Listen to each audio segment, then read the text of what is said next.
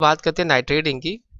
Nitriding, this process involves heating of steel about 650 degree Celsius. तो temperature याद करने वाले मस्त है कि नाइट्राइडिंग प्रोसेस में हम स्टील को जो हीटिंग का है कितना है, वो 650 डिग्री सेल्सियस है। और होल्डिंग कर रहे हैं it there in the atmosphere of ammonia कितना NH3 फॉर सम टाइम। तो हमारा टेम्परेचर याद हो गया कि 650 डिग्री सेल्सियस है और कुछ देर के लिए हम लोग इसको होल्ड करें एटमॉस्फेयर में। The nitrogen from ammonia penetrates into the surface of steel and forms a very hard nitrides on the surface। तो जो हमारी नाइट्रोजन और अमोनिया है वो पेनिट्रेट हो रही है into the surface of steel से और हमें फॉर्म कर रहा है वेरी हार्ड नाइट्राइड। तो हार्ड नाइट्राइड काफी हार्ड मिल रहा है, very hard nitrides on the surface. और these nitrates then dispersed inside the steel। Hardness of about 1000 bhn may be achieved on 0.7 mm case in 100 hours by this process, and salient features of nitriding can be enumerated as follows। पहला, it improves the corrosion resistance, it provides very high resistance hardness।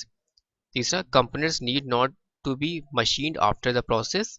चौथा, any other heat treatment is not required to be done।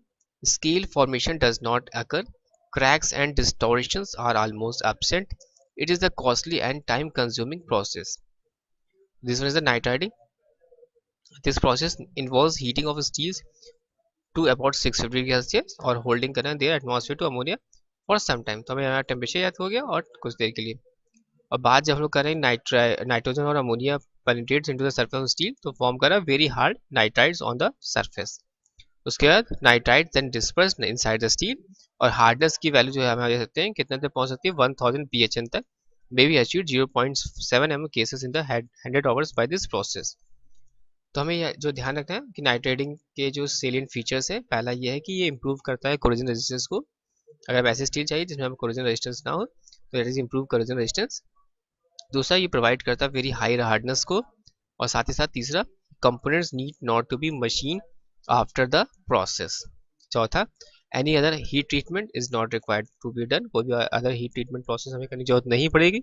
पांचवा, scale का जो formation है वो does not occur. छठा, जो cracks और डिस्टॉर्शन है आर ऑलमोस्ट एब्सेंट। और सातवां, it is the costly and time consuming processes. तो ये जो 7 पॉइंट्स हैं हमारे सेलियंट फीचर्स हैं जो कि नाइट्रेटिंग करने के लिए जरूरी है।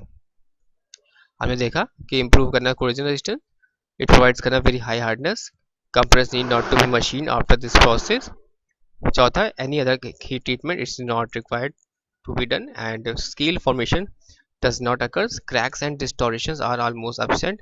सातवां, it is costly and time consuming process। जो नाइट राइडिंग है is perform on the dies, mandrels, gauge parts of pumps and internal combustion engine. तो नाइट राइडिंग कहाँ पे परफॉर्म होंगे? ऑन द डाइस में, मैंड्रल्स में, गेज में, पार्ट्स ऑफ पंप्स में और इंटरनल कंबशन इंजन।